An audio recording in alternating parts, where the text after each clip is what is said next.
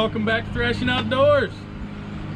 Alright, so I've had a few comments about cold starting the kitten here. It's 81 degrees, so it's not really cold starting it. It's not cold outside, but just the procedure that I go through to get this started, just because it's an old truck, it's got its leaks and it's all that good stuff that hopefully one day will get fixed. But I had a few comments wanting to know what my procedure was and what I went through, so we're going to show you that today.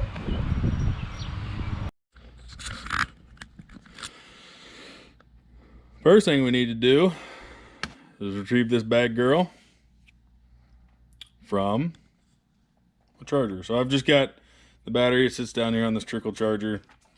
It's actually a marine trickle charger, but it's a 3-bank, and yeah, we just keep her charged up with that.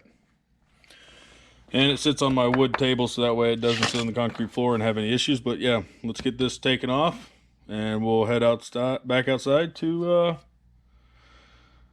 get her put in. Alright, so got our battery. We're gonna set this bad girl in here.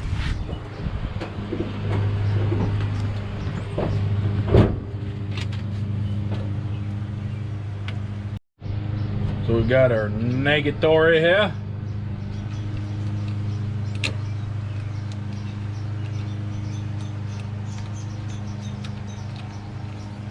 Tighten that bad girl down. Got our positive. Are you even looking at the battery? Yeah.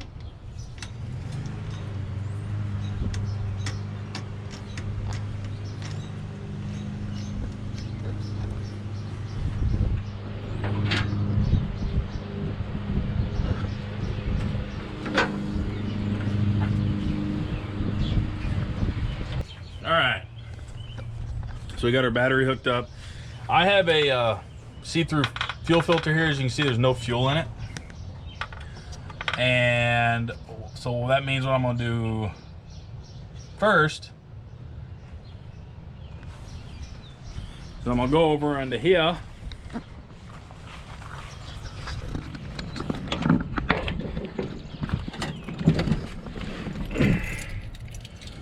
Make sure she's out of gear.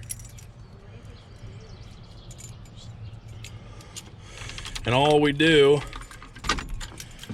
is give her a few crankovers, step on that pedal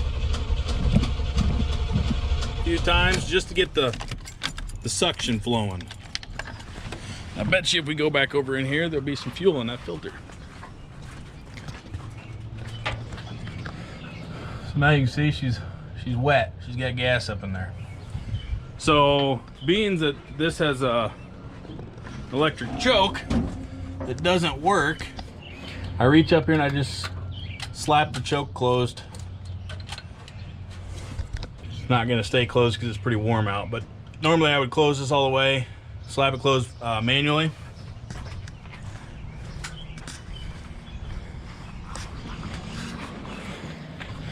Then I'd come back in here without stepping on the fuel, because once you step on the gas pedal, it opens the choke back up.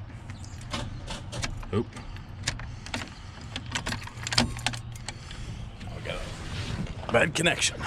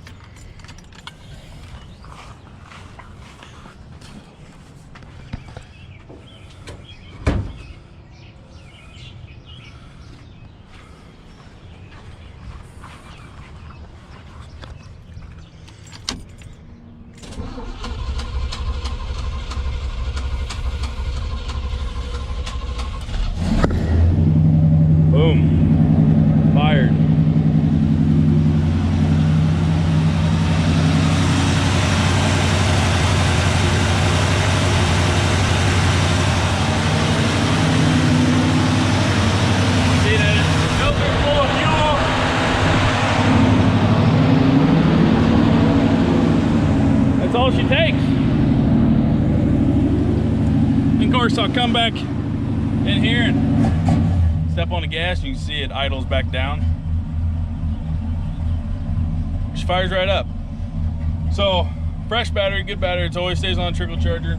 Like I said, I usually just turn the key, let some vacuum start pulling. That way it sucks the fuel up towards the carburetor. When it's really cold outside, I manually close the choke all the way and then just don't touch the gas. Turn it over until she decides to fire, which usually, like I said, doesn't take that long. It's 80 degrees today, so it's not really a cold start, but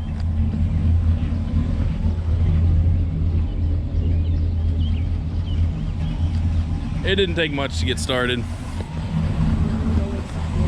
No. So like I said, normally during the super cold weathers, I just have to close the choke manually, basically. The electric choke kind of works. It'll somewhat close it, just won't fully close it, which usually means I have to crank on it forever.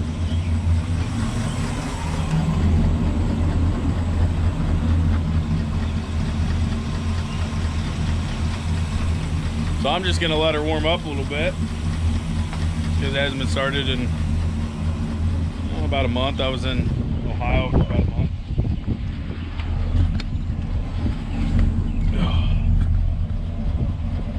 And then hopefully one day I'm gonna come out here and this interior is gonna start getting gutted completely. I know I keep saying that, but one of these days. It's a fun little truck to drive. Actually, it's not little, but it's a fun truck to drive.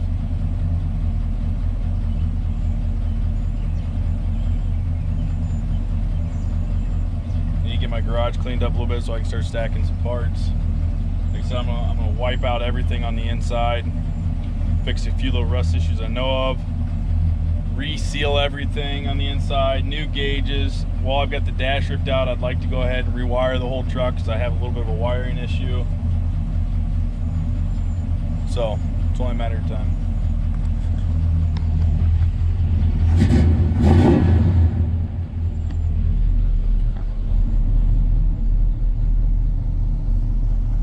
.50 psi of oil pressure. Temp gauge is around 130. Well, actually, it's probably below that right now.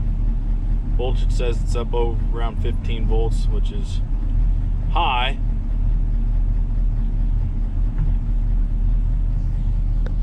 Overcharging usually means the battery is bad, but it always charges super high.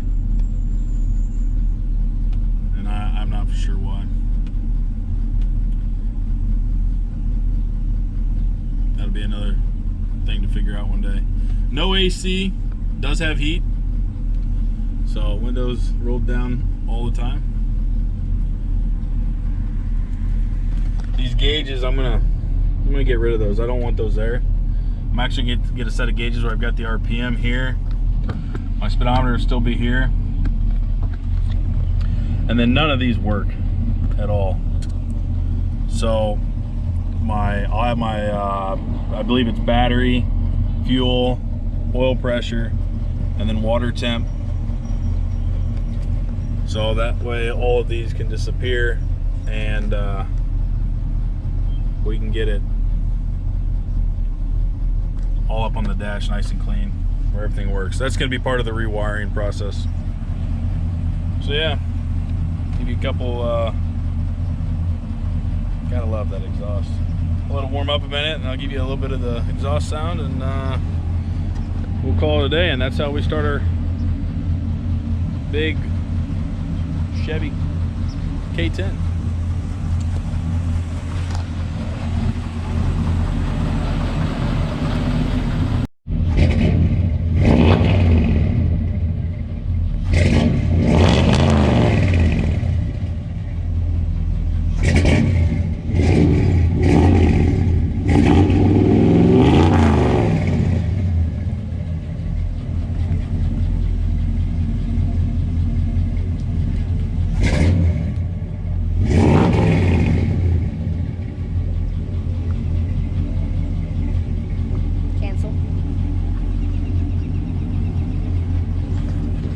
There she is, folks.